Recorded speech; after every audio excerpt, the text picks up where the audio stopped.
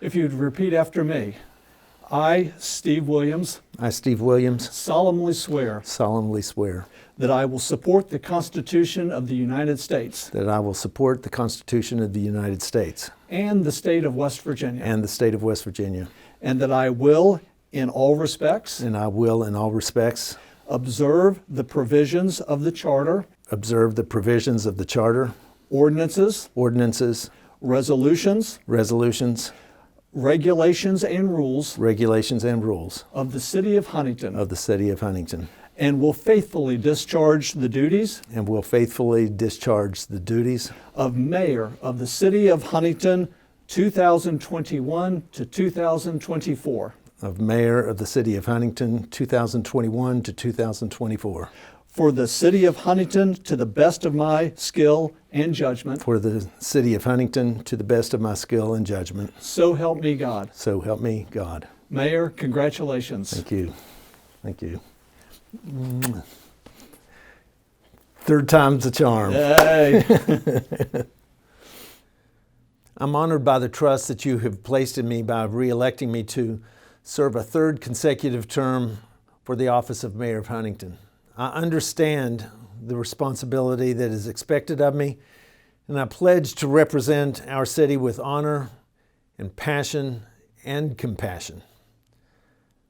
I take seriously the words set forth to the oath of office I just took to solemnly swear to uphold the Constitution of the United States, the Constitution of the State of West Virginia, and the Charter of the City of Huntington.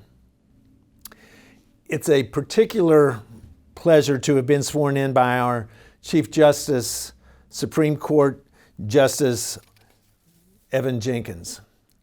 It's my pleasure to call him our Chief Justice because, as we all know, Chief Justice Jenkins is a son of Huntington and has represented our city, state, and nation honorably since he was first elected to the House of Delegates in 1994.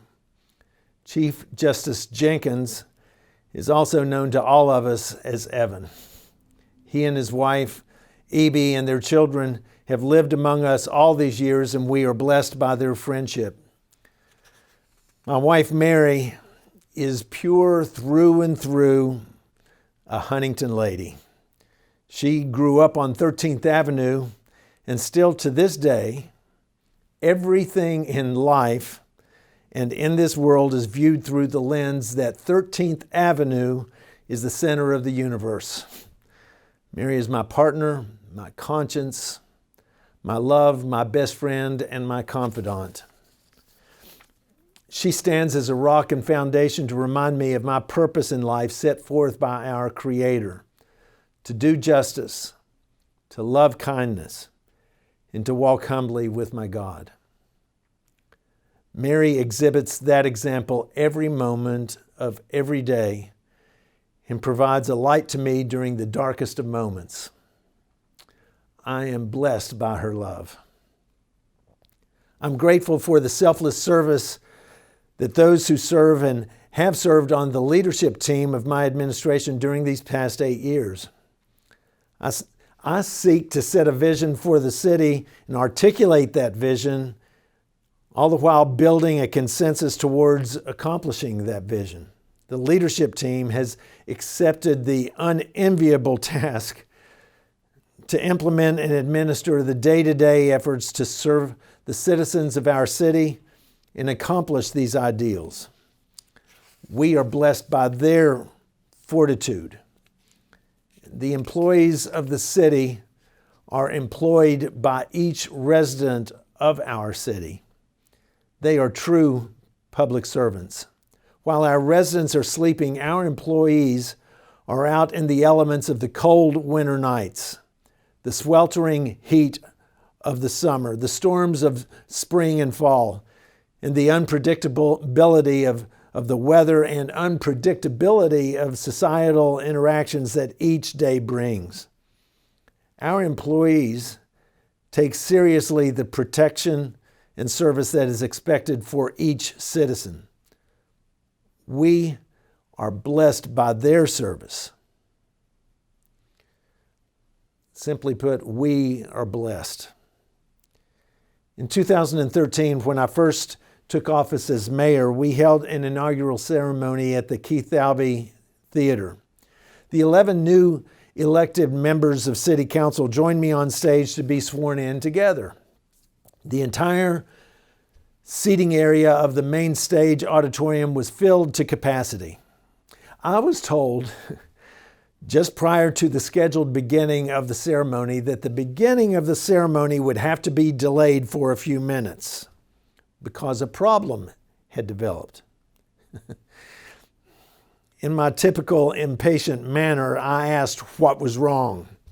And I was told that there was such a large crowd, people were still backed up at the doors on 4th Avenue and were slowly entering the theater.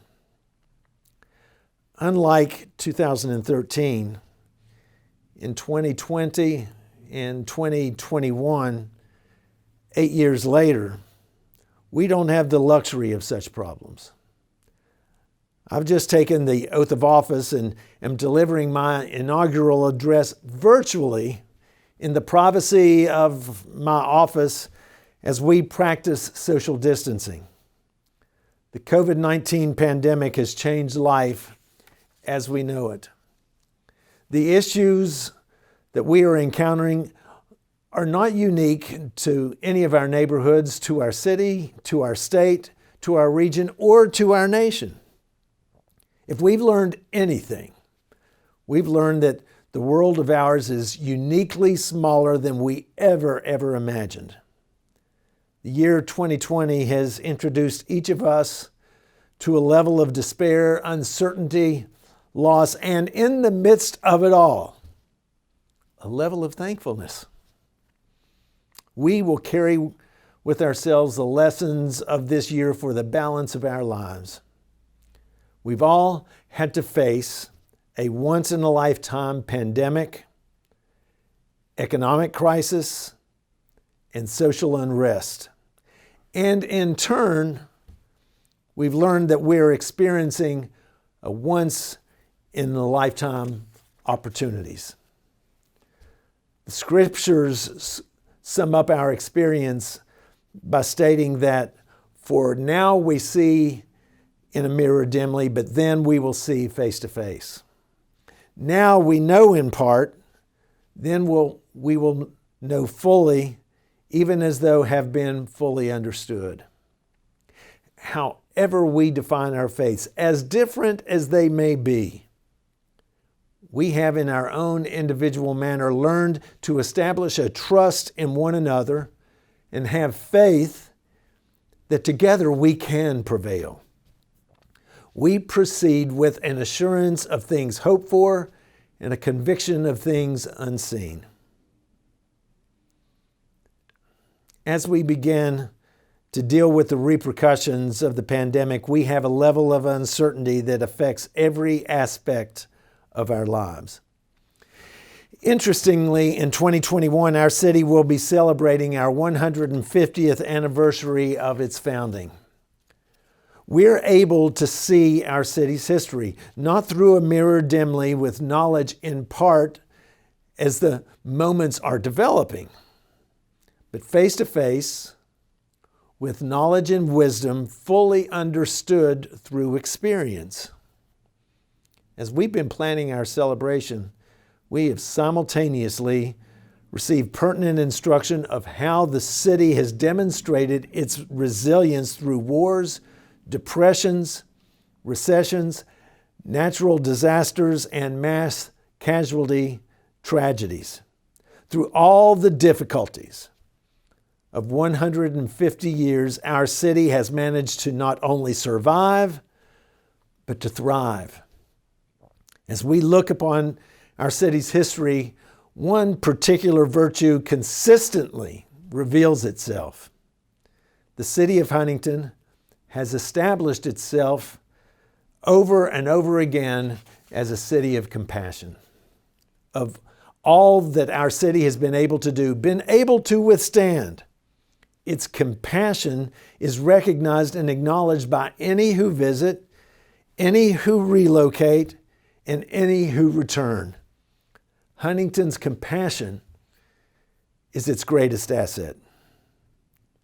In my first inaugural address, I indicated that my years in business have taught me that to be successful, we first must know who our competition is.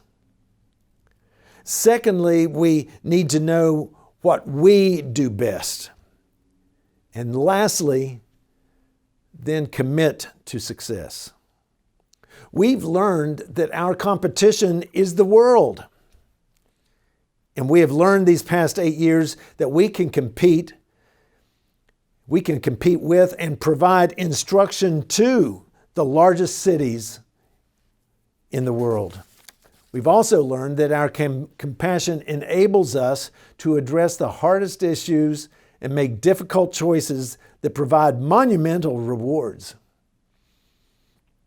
We in turn have found that by never giving up, by consistently holding on to our vision, we can accomplish anything that we set our minds to do. I find a quote from the Scottish explorer W.H. Murray to be particularly instructive. In part, the quote reads, "Until one is committed, there is hesitancy, the chance to draw back, always ineffectiveness. In all acts of initiative and creation, there is one elemental truth that the ignorance of which kills countless ideas and splendid plans. The moment one commits oneself, providence moves too." Our foundation has been laid. Our agenda has been set. Our hearts are steadfast.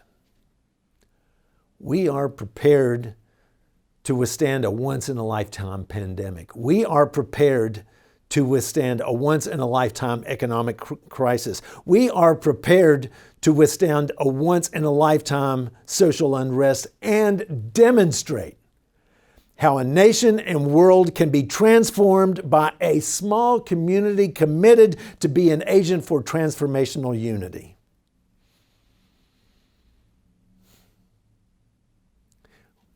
We are blessed by being provided the opportunity to bless. May our efforts transform the next 150 years of our community's existence under God's protective hand. Thank you, and stay safe.